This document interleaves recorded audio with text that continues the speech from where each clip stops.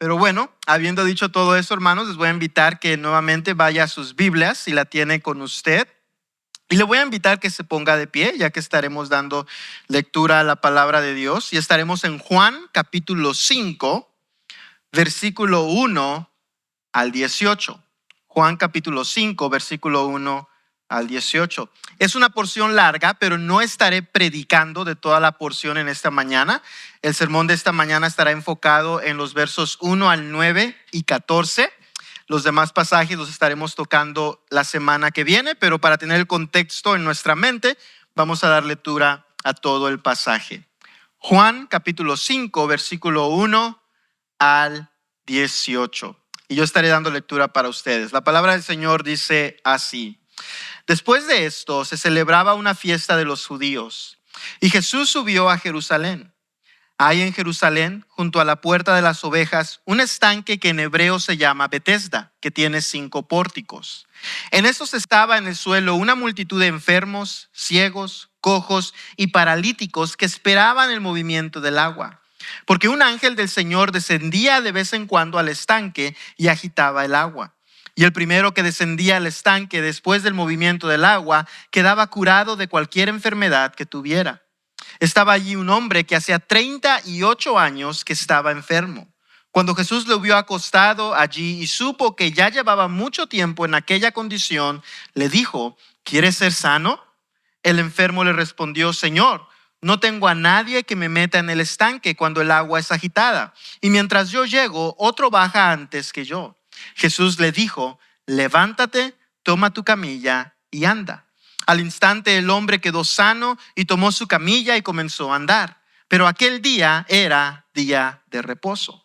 Por eso los judíos decían al que había sido sanado, es día de reposo y no te es permitido cargar tu camilla. Pero él les respondió, el mismo que me sanó me dijo, toma tu camilla y anda. Le preguntaron, ¿quién es el hombre que te dijo, toma tu camilla y anda? Pero él que había sido sanado no sabía quién era, porque Jesús, sin que se dieran cuenta, se había apartado de la multitud que estaba en aquel lugar. Después de esto, Jesús lo halló en el templo y le dijo, mira, has sido sanado, no peques más para que no te suceda algo peor. El hombre se fue y dijo a los judíos que Jesús era el que lo había sanado. A causa de esto, los judíos perseguían a Jesús porque hacía estas cosas en el día de reposo. Pero Jesús le respondió, hasta ahora mi Padre trabaja y yo también trabajo. Entonces, por esta causa, los judíos aún más procuraban matar a Jesús, porque no solo violaba el día de reposo, sino que también se llamaba Dios mismo, haciéndose igual a Dios. Vamos a orar. Señor, te damos muchas gracias por tu palabra. Muchas gracias que nos das el privilegio de leerla, no solamente leerla, sino estudiarla, Padre, y saber que cada letra, que cada palabra, que cada oración, que cada párrafo, Señor, está ahí, Padre, para nuestro beneficio espiritual. Que tu Espíritu Santo lo usa en cada una de nuestras vidas para transformarnos y cada día más llevarnos en ese proceso de santificación para ser más como tu Hijo.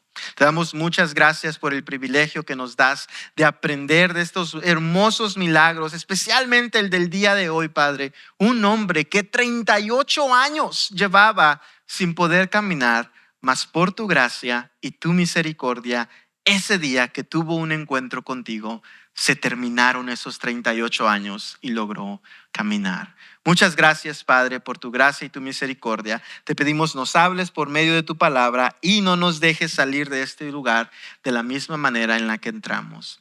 Gracias, Dios. Todo esto lo oramos en el nombre de Jesús. Amén y amén. ¿Pueden tomar asiento, hermanos? Habrán notado que la versión que leí es diferente a la que ustedes tienen en algunas áreas. La Biblia de la que estuve leyendo es la Nueva Biblia de las Américas. No hay una razón específica, así que le invito a que no se preocupen de eso. Hace tiempo leía que había una iglesia que amaba tanto la versión Reina Valera que su pastor un día empezó a utilizar otra versión y lo corrieron. Así que no empiece a planificar deshacerse de mí. No estoy tratando de hacer eso, simplemente hoy estamos estudiando esta versión, ya que es la versión que yo estudio cuando preparo los sermones, pero siempre los predico en Reina Valera, pero en esta ocasión estamos en Nueva Biblia de las Américas. Pero qué hermoso pasaje tenemos delante de nosotros. Un hombre es sanado. Uno de los varios milagros que estaremos viendo en el Evangelio de Juan y uno de los muchos milagros que suceden en los 4 evangelios que nos narran la vida de nuestro Señor Jesucristo. Pero hay algo peculiar acerca de este milagro que lo hace diferente a muchos de los otros que encontramos en las Escrituras. Número 1, este hombre no estaba buscando a Jesús. Número 2, no hubo una muestra de fe antes de que Jesús hiciera este milagro. Y número 3, aún después de que el milagro sucedió, no se nos presenta una conversión en la vida de este hombre. Y la razón de eso, creo yo, es porque este milagro está ahí para que nosotros podamos entender el propósito de la obra de nuestro Señor Jesucristo en nuestras vidas. ¿A qué me refiero con eso? Este hombre no solamente recibió un milagro, no solamente fue sanado de que no podía caminar y no lo había logrado haber hecho por los últimos 38 años. Este hombre recibió, pudiéramos decir, una directriz de parte de Jesucristo que nos ayuda a nosotros a entender de cierta manera el propósito de todo el evangelio. En el verso 14, como leíamos, la directriz, la indicación que Jesús le da a este hombre es que ¿qué? Que se fuera y no pecara, ¿qué? No peques más. ¿Por qué razón? No vaya a ser que te venga algo peor. En otras palabras, este hombre fue sanado para que pudiera él entender que ya no debía pecar más. Cada uno de nosotros, mi amado hermano y hermana, hemos sido sanados para no pecar. Tal vez no como este hombre fue sanado físicamente. ¿Se imaginan qué hermoso milagro? Qué asombroso debió haber sido para este hombre y para los discípulos que lograron presenciarlo. Mas sin embargo, el propósito no era simplemente el asombro o simplemente que este hombre pudiera tal vez caminar, ahora tener un trabajo, formar una familia. El propósito por el cual Jesús hizo esto en su vida es para que él se apartara del pecado. Tú y yo, mi hermano y mi hermana, que hemos venido a Jesucristo, que hemos sido sanados espiritualmente hablando, por un propósito específico, y es para que no pequemos más.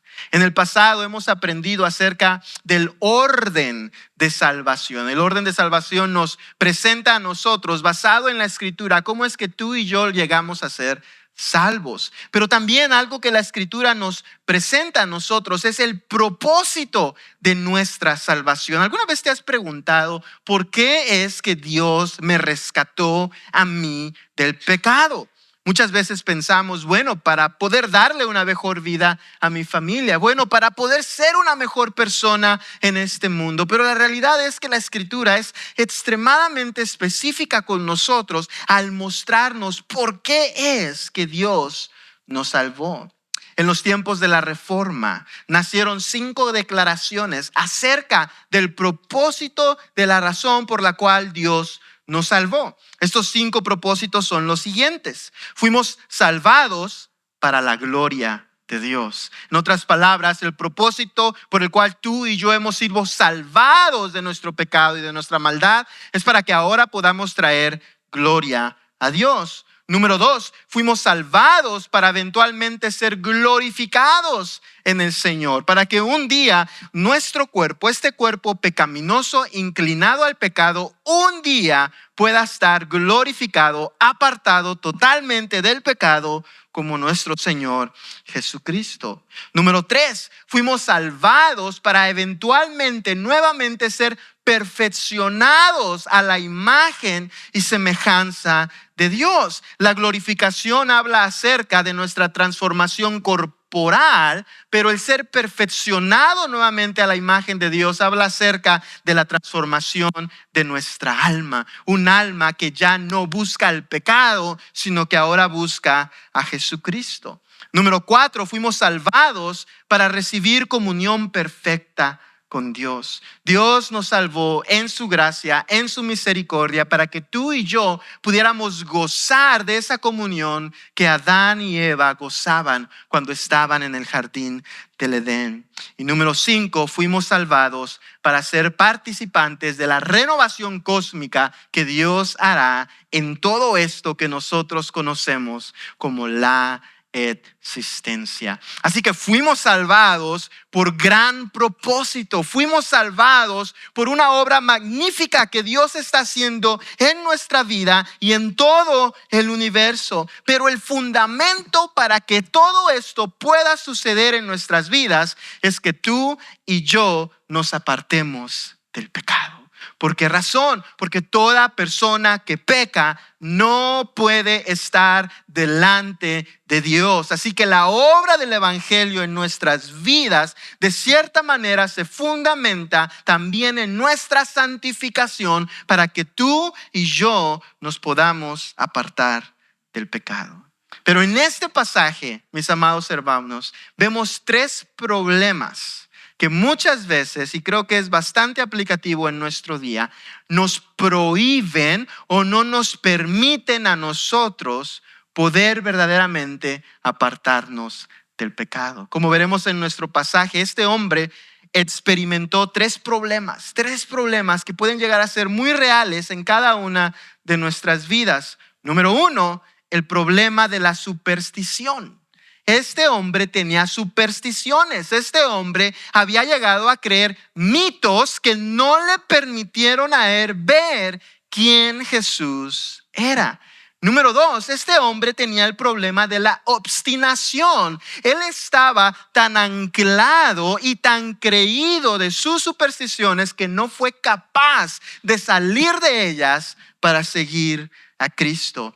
Y número 3, este hombre tenía problema del pecado. Estaba totalmente esclavizado a tal punto que Jesús le dice, si tú continúas pecando, algo peor te va a venir a tu vida. Así que habiendo dicho eso, entremos a este primer problema que este hombre tenía, el problema de la superstición. Nuestro pasaje comienza dándonos un poco de contexto acerca de dónde y cuándo y cómo está sucediendo este acontecimiento. En primer lugar, nuestro texto comienza diciéndonos, después de esto, se celebraba una fiesta de los judíos y Jesús subió a Jerusalén. ¿Después de qué? Después de la sanación, después del milagro que Jesús hizo con el hijo de este oficial, ahora Jesús hace un recorrido ¿a dónde?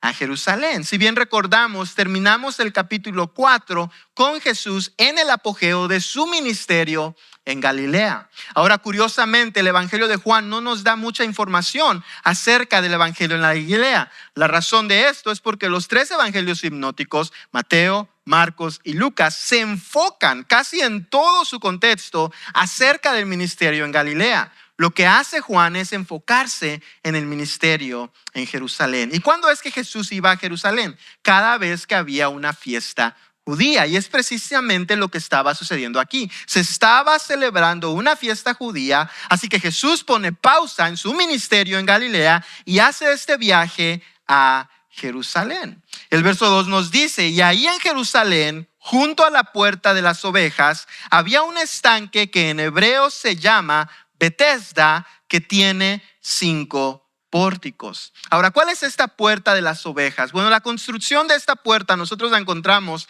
en Nehemías 3:1. Eventualmente, por alguna circunstancia, es dañada y en Nehemías 12:39 vemos que sucede una reparación de esta puerta. Pero esta puerta lo que era el lugar por donde las personas metían las ovejas para el sacrificio. Recuerdan que en la Pascua miles, cientos de miles de judíos viajaban de todo el mundo y venían, ¿para qué? Para hacer sacrificios en la Pascua. Bueno, había una puerta designada para eso y esa es la puerta por la cual Jesús está entrando en este momento a Jerusalén. Ahora se nos dice algo muy interesante, que atravesando esta puerta había un estanque que en hebreo se llama Betesda. Ahora, este estanque llamado Betesda literalmente significa casa de misericordia. Ahora, unos creen que la razón que se llamaba casa de misericordia es porque sucedían milagros en ese lugar, pero la realidad de esto es que el propósito de este estanque es para que las personas que vinieran de su viaje largo pudieran tener la oportunidad de purificarse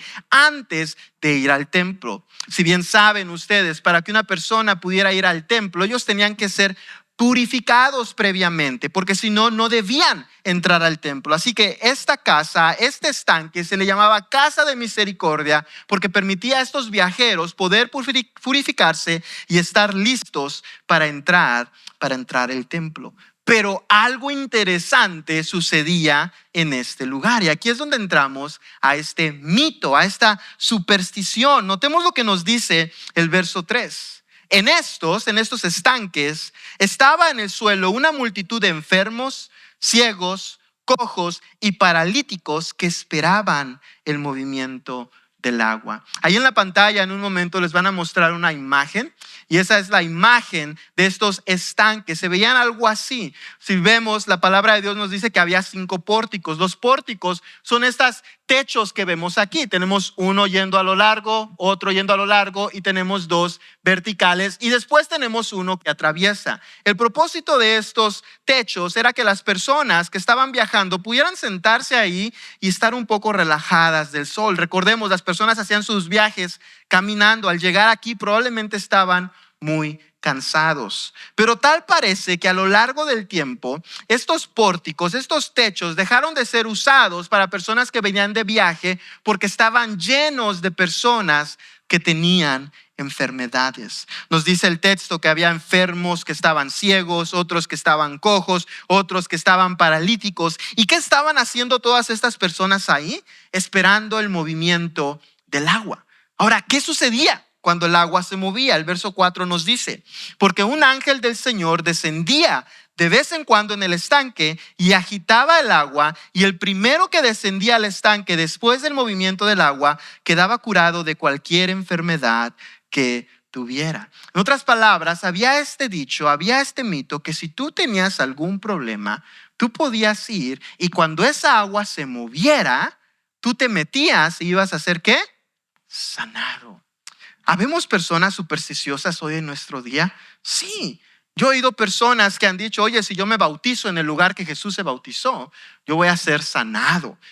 Estas enfermedades generacionales en mi familia van a ser libradas. Hay personas también que viajan a países, viajan a otros lugares para que tal predicador, para que tal persona pueda orar por ellas, porque si esa persona ora por ellos, ellos van a ser sanados. Es precisamente lo que está sucediendo aquí. Y tal vez ustedes digan, pastor, pero tal pareciera que el texto nos dice que realmente sucedía eso. Bueno, nuevamente, cuando tú y yo leemos la Biblia, tenemos que leerla en todo su contexto. Si tú y yo vamos a Juan 9:32, nos dice esto, y esto es un hombre que había estado ciego de nacimiento hablando, y él dice, desde el principio de qué? Él dice, desde el principio de la humanidad, jamás se ha oído decir que alguien abriera los ojos a un ciego de nacimiento. En otras palabras, este tipo de milagros no sucedía. Mas estas personas tenían cierto tipo de fe, que había un ángel que cuando se movía el agua, ellos recibirían su milagro. Y entre estas personas estaba un hombre del cual nosotros estaremos aprendiendo hoy. Pero ¿qué es una superstición? Déjenme les permito, le doy la definición de esto. Una superstición es una creencia extraña a la fe religiosa y contraria a la razón. ¿Se dan cuenta? Una creencia extraña a la fe religiosa y contraria a la razón. En otras palabras, son creencias que ni aún la religión misma se las come. Es como cuando yo veo esos videos en medios sociales que van personas que quieren adelgazar y un pastor ora por ellos y resulta que cuando está orando por ellos el pantalón se les empieza a caer. Uno mismo en su mente dice, eso no puede ser real. Ni una persona religiosa se lo cree. Eso es lo que es una superstición. Todas las personas que estaban ahí, si usted hablaba con un fariseo, ellos no iban a creerse esa realidad. Y yo creo que el mismo texto nos dice que no sucedían muchos de esos milagros. ¿Por qué? Porque se nos dice que había multitudes debajo de esos techos. Y lo que sucedía es que la superstición seguía siendo alimentada porque como eran tantos, ni se daban cuenta quién era el primero en entrar. Así que cuando ya alguien entraba decía, me ganaron, voy a esperar a la próxima vez. Y así están todas estas personas, están vendidas en esta superstición. ¿Y qué sucede con ellos? Hay algo muy importante que está sucediendo en su contexto. Jesús, el Hijo de Dios, está en Jerusalén. ¿Se acuerdan en el capítulo 2, verso 22 al 25, cómo se nos dice que muchos creyeron en él? ¿Por qué? Por las señales que él hacía. Bueno, estas multitudes ni siquiera se habían enterado de eso. ¿Por qué no se habían enterado de eso? Porque este hombre, cuando se topa con Jesús, ni siquiera logra conocer quién era Jesús, ya que él estaba tan invertido, tan agobiado, tan hundido de esta superstición que no le permitía ver lo que Cristo podía hacer por él.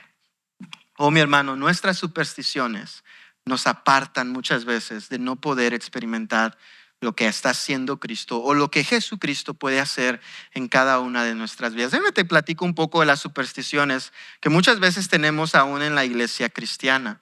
Esto es algo que nunca voy a olvidar. Cuando mi esposa quedó embarazada, nosotros estábamos asistiendo, de mi hijo José Miguel, nosotros estábamos asistiendo en la iglesia de la que venimos, el Buen Pastor.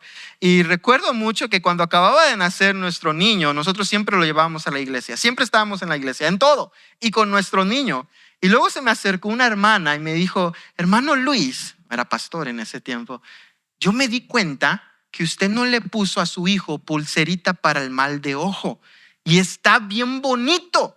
Déjeme, le voy a regalar una para que su hijo no se me vaya a enfermar de eso. Yo me quedé, pero ¿y eso para qué? Y me dice, sí, es porque hay personas que se le quedan viendo a tu niño y tienen mirada muy pesada y puede que tu hijo se enferme. ¿Qué es otra cosa que he escuchado? Bueno, muchas veces he conocido a cristianos que aún se hacen hasta limpias. Literalmente compran, ¿cómo se llama la planta? Mi mamá me ha mencionado esa planta ruda y la queman y que si eches humo y te limpias con eso, tú vas a ser sanado. Otras personas agarran un huevo duro y se hacen limpia con eso. Hay algunos que son hasta más extremistas. Yo he escuchado, oiga, y todo esto lo he aprendido como cristiano. Yo no que sí católico romano, lo he aprendido como cristiano. Otros agarran hasta lodo, tal vez tratando de imitar a Jesús con algo, y lo untan en personas para que estas personas sean sanadas. Estas personas estaban hundidas en su superstición.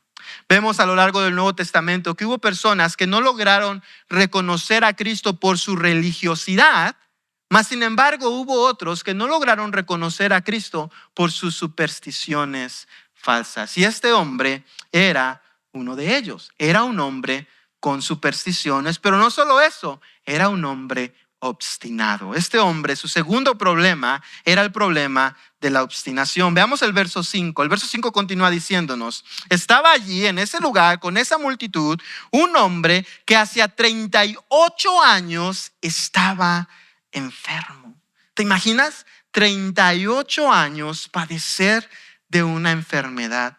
¿No crees que eso llevaría a la miseria a alguien? Bueno, este hombre llevaba 38 años y el texto de la escritura nos confirma sin poder caminar. Mas sin embargo, esos 38 años, tal pareciera que él tuvo esta superstición de que si él por alguna razón un día lograba entrar, cuando estas aguas se movieran, él iba a poder ser sanado. Un hombre que estaba hundido en su superstición, mas Jesús a este hombre le muestra compasión. Veamos lo que hace Jesús, verso 6. Cuando Jesús lo vio acostado allí y supo que ya llevaba mucho tiempo en aquella condición, le dijo, ¿quieres ser sano? ¿Te das cuenta la hermosura de Cristo? Él supo. ¿Por qué supo? No porque alguien le dijo, sino porque Él lo sabe todo. Él sabía que este hombre llevaba mucho tiempo ahí. Tuvo compasión en su corazón. ¿Y qué hace? Le hace una pregunta. Oh, mi hermano y hermana, así nos vio Cristo a nosotros cuando estábamos hundidos en nuestras supersticiones y en nuestras falsas creencias. Tal vez algunos de nosotros, no con cosas tan cómicas como este hombre, pero sí con ideas de que yo voy a ir al cielo por mis propias obras. Yo ya soy una persona buena, yo no necesito un Salvador, pero Cristo nos vio como a este hombre y de la misma manera tuvimos un encuentro con él. Pero la tristeza de este hombre es que este hombre estaba cegado. Veamos en el verso 7. El enfermo le respondió: Señor, no tengo a nadie que me meta en el estanque cuando el agua es agitada, y mientras yo llego, otro baja antes que yo. Oh, mi hermano, para este punto en la historia, muchas personas ya estaban enteradas de quién era Jesús. ¿Recuerdan la mujer con el flujo de sangre? Que estaba tantísima multitud detrás de Jesús y ella decía: si yo tan solo tocara el borde de su manto, yo sé que sanaría. Mas sin embargo, este hombre tiene a Jesús delante de él y Jesús le está haciendo una pregunta y él sigue metido en su idea que él tiene que entrar a ese estanque para ser sanado. ¿Qué nos expresa eso a nosotros, mis hermanos? Muchas veces somos igualitos a ese hombre. Tenemos el evangelio delante de nosotros. Sabemos lo que nuestras familias verdaderamente necesitan: a Cristo, el evangelio. Mas sin embargo, seguimos metidos en nuestras ideas y buscamos y luchamos por una buena carrera, por una buena casa, por tener fama, por tener tantas cosas, cuando lo que necesitamos, a igual manera que este hombre, está delante de nosotros en la palabra de Dios. Pero hacemos ¿qué? Lo ignoramos y no nos damos cuenta y seguimos metidos en nuestras falsas supersticiones. Y este hombre está en su agonía y él dice: sí, yo quisiera ser sanado, pero no tengo nadie que me meta a mí cuando el ángel baja. Qué complicado, ¿verdad? Todo lo que es supersticioso, todo lo que es demónico, usualmente trabaja de esa manera. Tienes que hacer esto, esto y esto y aquello, y entonces va a suceder tu milagro. Me recuerda mucho como este canal Enlace, ¿no? Que llama ahora y paga $200 y paga $500 y entonces vas a ser sanado. O haz esto y aquello, o vete de rodillas al Vaticano y entonces va a suceder tu milagro. Mas sin embargo, veamos cómo obra Jesús. Verso 8. Jesús le dijo: levántate, toma tu camilla y anda. ¿Qué protocolo hubo aquí? ¿Qué ritual hubo aquí? ¿Qué pago tuvo que hacer este hombre? Ninguno. ¿Qué hizo Jesús? Levántate, toma tu camilla y anda. Y veamos lo que sucede. Verso 9. Al instante el hombre quedó sano y tomó su camilla y comenzó a andar. ¡Wow! ¿Te imaginas? 38 años. Él había estado tratando de ser sanado de alguna u otra manera y viene Jesús y en un instante le dice: levántate, toma tu camilla y anda. ¿Cuánto tiempo tú también has desperdiciado en lo equivocado? En la enseñanza equivocada, en las ideas equivocadas, en las supersticiones falsas. ¿Qué crees que haya pasado por este hombre? Wow, ni siquiera tenía que ir al estanque.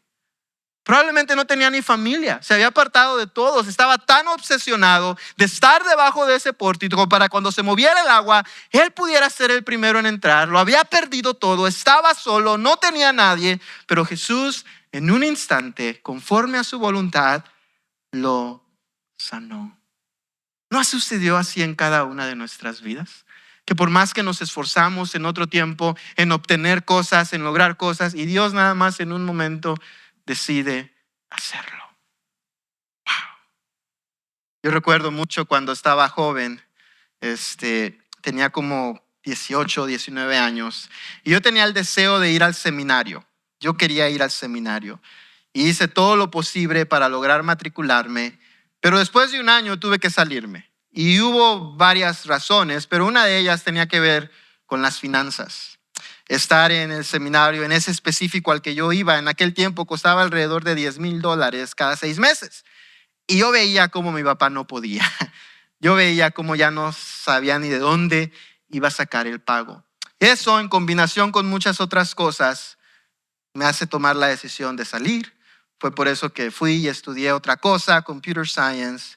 Y hace unos años, recientemente, yo sin estarlo buscando, sin estar tratando, nada más de repente se abre la oportunidad para ir al seminario. No he pagado más de $500 desde que entré al seminario porque he agarrado beca aquí o he agarrado acá o alguien ha donado o alguien ha hecho algo. Y yo me quedo, wow, ¿cómo es que Dios obra a su tiempo conforme a su voluntad? Lo que uno debería de estar enfocado haciendo es que seguir al Señor. Mas este hombre no, este hombre estaba perdido en su deseo de ser sanado. Aún así tiene a Jesús delante de él. Él está obstinado en su creencia, pero Jesús lo sana. Jesús lo sana. Ahora, la historia de este hombre, y no lo estaremos leyendo hoy, pero déjenme les doy un vistazo. La historia de este hombre no sucede como los demás milagros. Usualmente los milagros que vemos en la Biblia, Jesús hace un milagro, las personas creen y comienzan a seguir a Jesús. Este hombre fue diferente. Nos dice el texto después que había mucha multitud, Jesús se movió y este hombre ya ni supo para dónde le dio Jesús. Pero después Jesús tiene un encuentro con él y sucede esto en el verso 14. Y aquí es donde se nos presenta el problema del pecado. Nos dice el texto, después de esto Jesús lo halló en el templo y le dijo, mira, has sido sanado, no peques más para que no te suceda algo peor. Este hombre fue sanado. ¿Qué sucede en ese lapso? Bueno, él anda paseándose por el templo, tiene una conversación con los fariseos de la que hablaremos la semana que viene, pero después se encuentra con Jesús y Jesús le dice, no peques más. ¿Para qué? Para que no te suceda algo peor. Número uno que vemos aquí, el pecado en nuestra vida, mis hermanos, no siempre, pero muchas veces es la razón o la raíz de todo lo malo que nos pasa en esta vida. ¿Y cómo se ve esto? Bueno, muchas veces el resultado de nuestro pecado trae consecuencias muy fuertes. Una persona que es infiel, su matrimonio queda rota. Una persona que tiene adicciones, sus finanzas no están muy bien. Una persona que miente mucho, muchas veces termina solo. Y de ahí vemos muchas veces el resultado de nuestro pecado. Pero creo yo que Jesús está dando luz a algo aún más importante en la vida de este hombre. Jesús le dice, el hecho de que tú estuviste inválido por 38 años no es lo peor que te puede pasar. ¿Qué es lo peor que le puede pasar a una persona? Bueno, déjenme les digo, no es una enfermedad física, es el pasar toda la eternidad separados de Dios, separados del único Dios soberano. Y Jesús está alumbrando a esa realidad cuando le dice a él, oye, deja de pecar para que no te suceda algo peor. ¿Y cuál es el único camino, la única persona, el único ser por medio de quien nosotros podemos dejar de pecar? Jesucristo. Y él está delante de él, mas sin embargo, este hombre está cegado. Porque ¿sabes qué sucede después? Después de que él se entera que Jesús es quien lo sanó, va y le dice a los fariseos. ¿Sabes para qué? ¿Qué querían hacer los fariseos? Nos dice el verso 18. Querían matarlo. En otras palabras, Jesús hizo algo grandioso en la vida de este hombre y aún así este hombre siguió hundido en su pecado. Mis amados hermanos, muchos de nosotros nos sucede una realidad muy similar. Tenemos el gran gozo de poder experimentar las buenas nuevas del Evangelio. Saber que por gracia en Cristo nosotros somos salvos y aún así muchas personas escuchan esto y lo que hacen es darse la vuelta y traicionar a Jesucristo. ¿Dios ha sido bueno contigo? A todos nosotros nos han pasado cosas buenas del lado financiero, del lado de salud. Yo sé en ese momento cuando tal vez tienes tus triglicéridos bien altos, aunque no lo crean, el pastor navega con eso. Y cuando te dicen que ya está bajo, muchas veces en vez de pensar en, wow, voy a aprovechar que con la ayuda de Dios, con la gracia de Dios, estoy de mejor de salud para dedicarme a Él, lo que haces es volver a ir a comer mal, volver a ir a dedicar tus fuerzas en cosas equivocadas. Y ese es el mensaje que tenemos aquí. Un hombre que tiene un encuentro con Jesús, que logra tener la verdad misma delante de Él y aún después de ese momento, Él se va y sigue viviendo su vida. Oh, mi hermano, así estás viviendo tú. Así estás viviendo tú.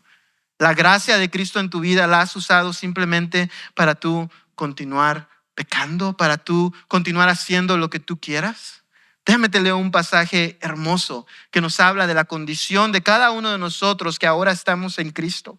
Y es Gálatas capítulo 5, versículo 1. Nos dice lo siguiente: para libertad fue que Cristo nos hizo libres. Por tanto, permanezcan firmes y no se sometan otra vez al yugo ¿de qué? De esclavitud. ¿Para qué nos hizo libres Jesús? Para que no nos sometamos nuevamente al yugo de esclavitud.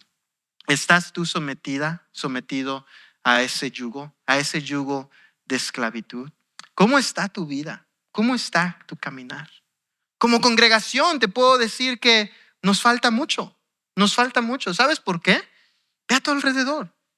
Nos faltan literalmente muchas hermanos, muchas personas. ¿Para qué están usando su libertad? ¿Para qué estás usando tu libertad? ¿Para qué fuiste sanado? ¿Para qué fue sanada tu alma? ¿Para qué fueron abiertos tus ojos? Para que pudieras ver la realidad de quién es Jesús. ¿Para qué? ¿Para qué es que Dios hizo eso? Para que ahora le sirvas, para que ahora vivas para Él, para que ahora te goces y gloríes en saber que en Cristo estás salvo, que en Cristo estás seguro y dediques toda tu vida para Él. Eso es lo que este hombre tenía que hacer. Si Dios le permitía tener 38 años más, este hombre los tenía que usar para Cristo. Si Jesús le permitía que lo seguía, él debía seguirle. Si Jesús lo mandaba a evangelizar, él debía hacerlo. ¿Por qué razón? Porque en Cristo encontró lo que el mundo no le pudo dar. Encontró sanidad, encontró verdad, pero en vez de buscar al Señor, ¿qué hizo? Volvió nuevamente a vivir en pecado. Y un pecado horrible, un pecado de traición al Señor. Y tú, mi hermano, ¿cómo estás viviendo? Tú y yo fuimos sanados, ¿para qué? Para no pecar. Nuestra vida es del Señor. Aprendamos del ejemplo de este hombre, del mal ejemplo de este hombre. Porque por toda la eternidad será recordado como aquel que tuvo un encuentro con Jesús, mas sin embargo pereció en su pecado. ¿Cómo serás recordado tú? ¿Como alguien que también tuvo un encuentro con Jesús y pereciste en la vanidad de tu vida? ¿O como alguien que se entregó y se dedicó totalmente para el Señor? Pónganse de pie, hermanos.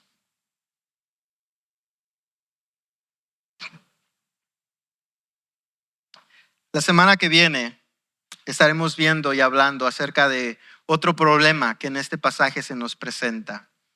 Y es el problema de la religiosidad. Pero yo te invito a que hoy simplemente nos quedemos con estos tres problemas que muchos de nosotros enfrentamos. Número uno, el de la superstición. En vez de poner nuestra fe en Cristo, muchas veces ponemos nuestra fe en otras cosas. Número dos, el de la obstinación. Es decir, que aun cuando se nos es presentada la falsedad de nuestra creencia, de obstinados seguimos creyendo lo mismo. Y número tres, el problema del pecado. Pero lo bueno para nosotros es que Cristo es la clave, que Cristo es la solución para estos tres problemas. Vamos a orar.